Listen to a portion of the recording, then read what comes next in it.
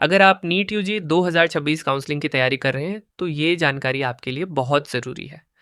ज़्यादातर students college select करते समय सिर्फ कट ऑफ, फीस और लोकेशन देखते हैं, लेकिन एक चीज़ ऐसी है जिसे इग्नोर करना आपको लाखों रुपए का नुकसान करा सकता है, और वो है सर्विस बॉन्ड और पेनल्टी रूल्स।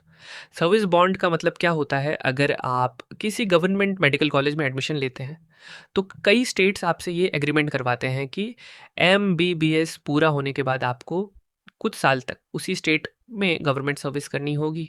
अगर आपने बॉन्ड पूरा नहीं किया या बीच में कोर्स छोड़ दिया तो आपको भारी पेनल्टी देनी पड़ सकती है। अब सबसे पहले अच्छी खबर, अगर आपका admission AIIMS, JIPMER, BHU, AMU या JNU जैसे सेंट्रल इंस्टीट्यूशंस में होता है तो यहाँ सामान्य तौर पर MBBS सर्विस बॉन्ड नहीं होता। यानी बॉन्ड की चिंता काफ़ी हद तक ख़त्म हो जाती है। लेकिन स्टेट गवर्नमेंट मेडिकल कॉलेजेस में रूल्स पूरी तरह अलग हैं।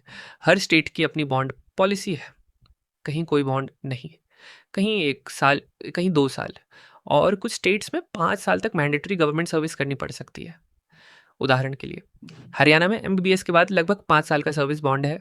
राजस्थान में MBBS के लिए लगभग 1 साल और PG के लिए 2 साल का बॉन्ड देखने को मिलता है। पंजाब में MBBS बॉन्ड नहीं है, लेकिन PG बॉन्ड लागू हो सकता है।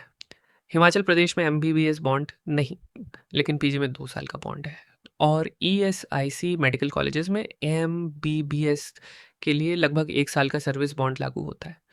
अब सबसे इम्पॉर्टेंट बात, अगर आपने काउंसलिंग के दौरान बिना बॉन्ड रूल्स समझे कॉलेज चुन लिया और बाद में कोर्स छोड़ना पड़ा तो कई स्टेट्स में पेनल्टी लाखों रुपए से लेकर करोड़ों रुपए तक हो सकती है। इसलिए काउंसलिंग के समय सिर्फ कट ऑफ देखकर डिसीजन मत लीजिए। इन 4 चीज़ों को हमेशा चेक कीजिए: सर्विस बॉन्ड है या नहीं, बॉन्ड कितने साल का है, कोर्स छोड़ने पर कितनी पेनल्टी है, PG करने पर बॉन्ड रूल्स कैसे बदलेंगे। याद रखिए, सही कॉलेज चुनना जितना ज़रूरी है उतना ही ज़रूरी है उसके बॉन्ड रूल्स को समझना।